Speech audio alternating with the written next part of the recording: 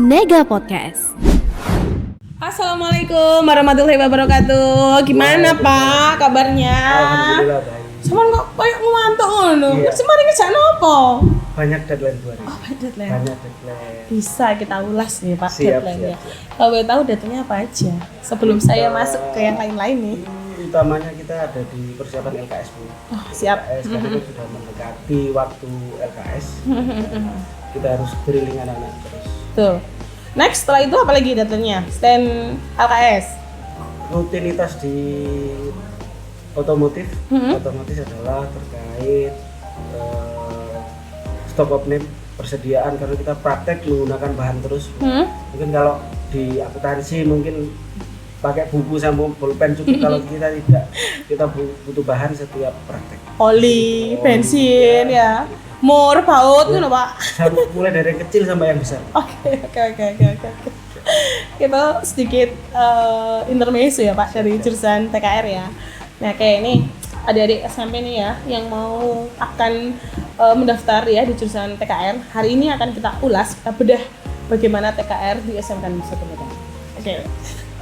Ini Pak, ini kan ada beberapa teman kan yang mungkin ya tidak tahu jurusan TKR itu seperti apa sih. Kita akan mempelajari apa di jurusan TKR itu sendiri, bagaimana jurusan TKR itu, boleh ceritakan sedikit? Siap. Jadi jurusan TKR itu bagian dari jurusan otomotif, yang mana kita mempelajari tentang ilmu terkait transportasi, berfokus pada mobil. Karena di otomotif itu ada otomotif sepeda motor, ada alat berat. Nah, untuk TKR berfokus pada kendaraan mobil. Teknik kendaraan ringan. Ringan itu termasuk mobil. Kalau sepeda motor kan menurut saya kan tak pikir itu Lebih ringan ya? iya. Iya, betul, lebih ringan. Jadi dia dijadikan penjurusan tersendiri. Berfokus pada sepeda motor supaya ya tidak terlalu luas. Kita lebih fokus karena juga di kendaraan ringan sendiri memang lini kerjanya kan memang sudah banyak. Jadi kalau misalkan sepeda motor masuk ya kita nanti akan terlalu luas, takutnya tidak maksimal. Berarti memang dikhususkan untuk mobil ya Pak. Kalau boleh tahu nih mobil jenis apa? Apakah sekarang kan lagi banyak mobil listrik nih? Betul. Kita belajar tentang si mobil dengan bahan bakar atau sudah merambat ke mobil listrik? Ya, jadi kalau untuk pembelajarannya Bu, kita sudah mulai naik level ya. Kalau sebelumnya kita mempelajari tentang konvensional, mobil listrik pun kita sudah mungkin bisa dibilang sudah lalu lah ya mempelajari. Yang terbaru kita akan mempelajari tentang mobil hybrid. Jadi perpaduan antara mobil konvensional dengan mobil listrik. Jadi konvensional artinya dengan engine, kemudian dengan mobil listrik.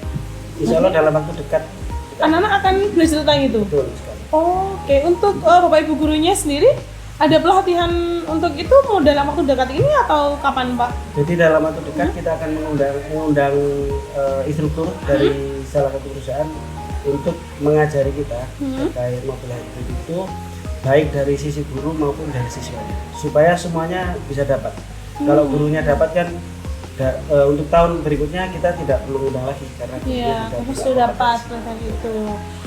Nih Pak nih, kalau boleh tahu nih ya, yang namanya kita kan SMK kan pasti ada alatnya kan ya. Betul. Alat atau mungkin suatu bahan atau alat untuk praktek. Betul.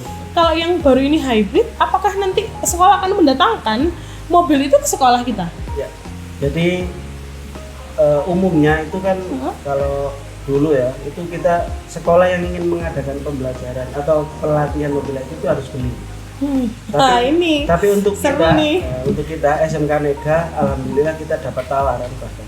Wah. Kita ditawari dibawakan mobil hybridnya dari Jakarta, dari Astra langsung bawa sini Pak. Bawa ke sini, kita nanti akan praktek menggunakan mobil dari Astra.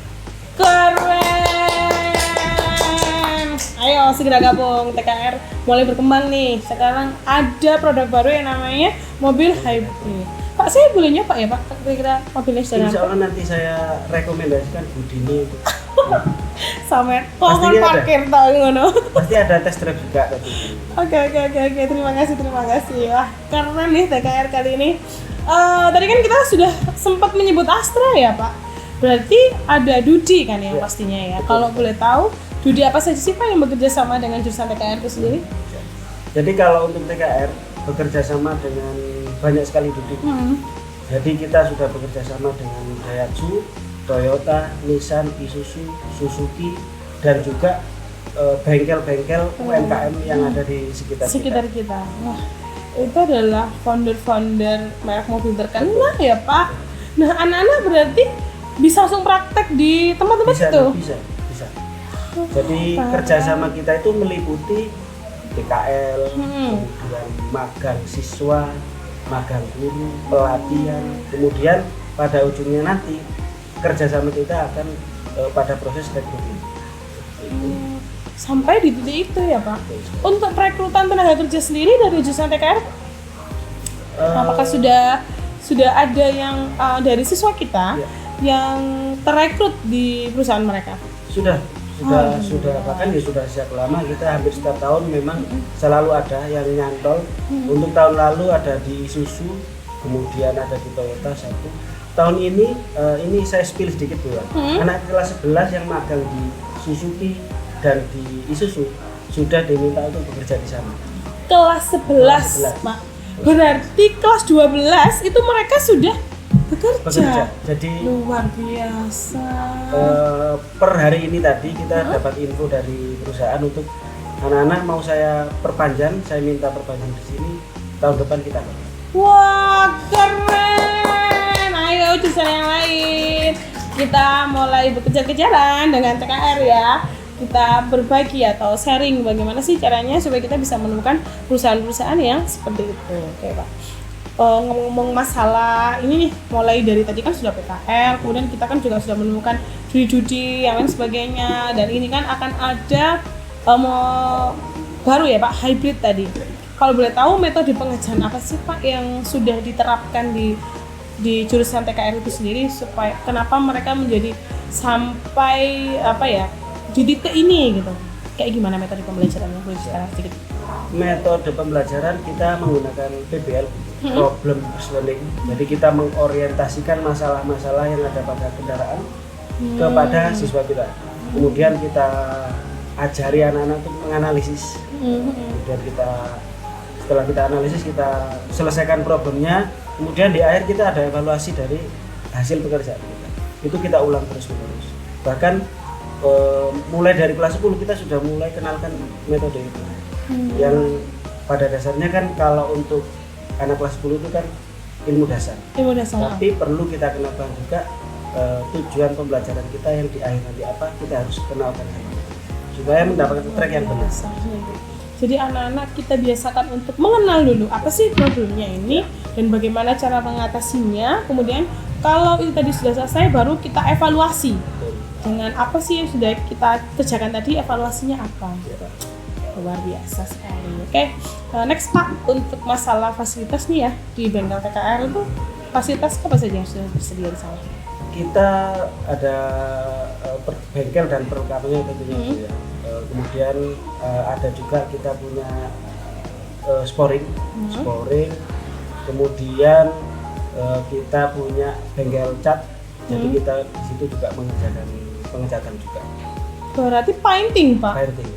Airbrush seperti itu? Airbrush juga, cuman kita tidak fokus di airbrush sebenarnya, tapi kita lebih ke pengecatan yang utamanya di mobil, bukan di airbrush tapi di dasar pengecatan. Ya, berarti dasar. ke polos gitu ya? Ya, polos. Apa sih namanya itu Pak, kalau dasar polos itu namanya apa sih?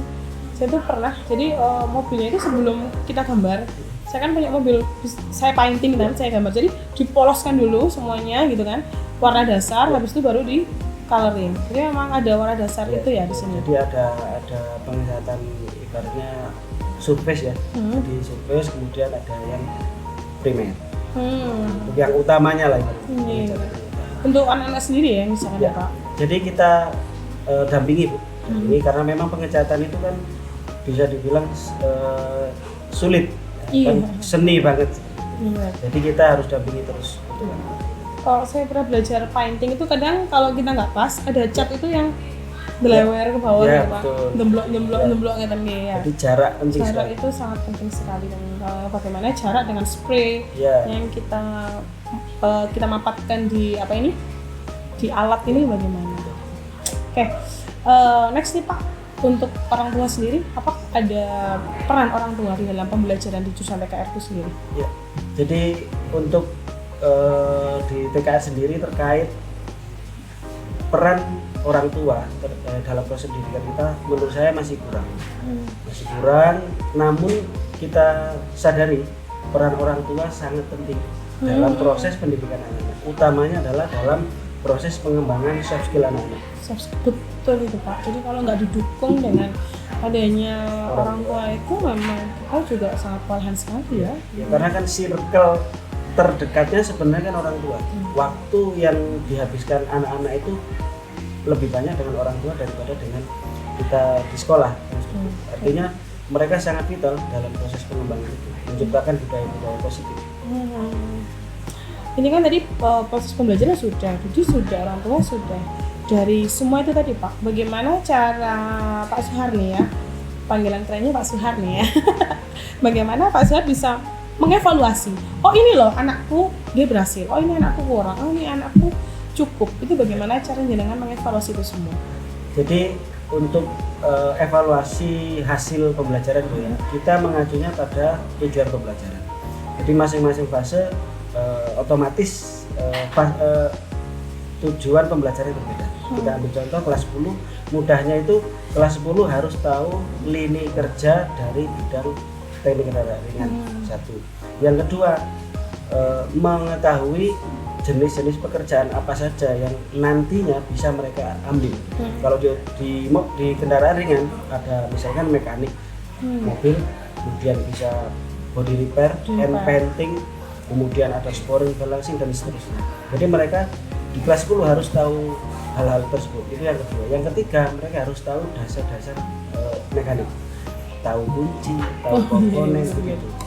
Kalau nggak tahu kunci nggak bisa buka ya. Yang berbahayanya begitu. Iya benar. Itu untuk kelas 10. Untuk kelas 11 kita naik level lagi. Kita untuk kelas 11 target kita atau tujuan pembelajaran kita adalah teman-teman kelas 11 itu memahami sistem yang ada pada kendaraan ini. Jadi lebih mendalam lagi sistemnya bagaimana, apa saja jenisnya, perkembangannya apa saja. Jadi kita berikan mulai dari yang teknologi lama sampai dengan teknologi terbaru. Kemudian kelas 3 atau kelas 12 kita ajari anak-anak untuk maintenance atau perawatan. Kita perawatan dan juga sedikit analisis. Untuk expert sepertinya belum lah ya. Expert. Tapi dengan modal kita ajari analisis akan ada pengembangan ke depan. Siap. Untuk ini sendiri Pak, kalau anak-anak kan ada spesifikasinya nih. Ya. Kalau untuk Bapak Ibu guru pengajar, apakah dari Bapak Ibu guru bisa mencakup semua spesifikasi itu semuanya, atau memang ada spesifikasi sendiri? Oh Pak ini khusus untuk di ini nih, Pak ini khusus untuk di ini, kayak gitu, atau bagaimana? Sejauh ini kita sama, dalam arti sama itu masing-masing guru harus mampu mengampu mata pelajaran. Tapi kalau saya pribadi sebagai kepala program merencanakan ingin mengkhususkan kompetensi dari guru supaya apa ya, supaya lebih mendalam lagi atau mendalam di spesifikasi yang sudah diampu. Tapi kalau bisa semua keren Pak. Ya. Mobil kira-kira mandek di tengah jalan ya, kita bisa langsung operasi sendiri. Betul. Kalau tujuannya kan seperti itu dari dulu, guru-guru TKR itu harapannya kan begitu, harus bisa mampu mengerti jenis-jenis kerusakan dan seterusnya. Kalau tantangan terbesar sendiri Pak di jurusan TKR nih, jenengan sebagai kepala program tertantang untuk apa nih? Tantangan dari jurusan TKR, kita ini kan hubungan dengan teknologi. Yang pasti tantangannya adalah kita harus terus mengikuti perkembangan teknologi. Yang mana teknologi kendaraan ringan itu sangat cepat. Dari konvensional naik lagi jadi ada mobil listrik, kemudian ada lagi hybrid, ada mobil tanpa awak dan seterusnya. Kita harus mengikuti terus menerus. Nah, itu yang menjadi tantangan kita penyemangat lebih tepatnya untuk terus belajar. Terus belajar nih. Kita nggak boleh tertinggal informasi, tertinggal ilmu ya Pak. Kalau kita ingin menginginkan anak-anak kita itu menjadi anak-anak yang hebat ya kan. Ya. Oke. Kalau harapan sendiri Pak, nih, harapan Pak Suhar nih ya sebagai kepala program di jurusan TKR itu secara khususnya dan untuk SMK Negeri 1 Kedahan ini secara umumnya kayak gimana? Kalau untuk yang pertama mungkin untuk TKR itu ya. Jadi harapan saya ingin membawa anak-anak ini bisa mencapai dunia di masa dewasanya itu dengan tepat, mungkin bekerja atau berwirausaha. Harapan saya seperti itu dengan berbekal apa yang kami ajarkan di sekolah. Maka dari itu pembelajaran yang saya berikan di jurusan TKR harus mengacu pada teknologi terbaru. Supaya apa? Supaya anak-anak itu bisa mempelajari ilmu yang sesuai dengan zamannya. Wah, keren, luar biasa sekali Pak. Ini harapan kalau saya rasa ini memang harapan kita semua ya Pak. Kita itu maunya sebagai kepala program itu memang anak-anak itu bisa bekerja sesuai dengan apa yang sudah dipelajari mereka. Ya semoga anak-anak kita bisa menjadi anak-anak yang hebat, anak yang bisa mengejar cita-citanya dan menjadi seorang yang profesional di bidangnya. Betul sekali. Oke. Terima kasih Pak Suhar untuk waktunya hari ini ya. Sama-sama. Oke, ayo anak-anak ya yang sudah kelas 3 SMP nih, kita tunggu kalian di jurusan TKR SMK Negeri 1 Gedangan. Terima kasih semuanya. Wassalamualaikum warahmatullahi wabarakatuh. Waalaikumsalam. Nega Podcast.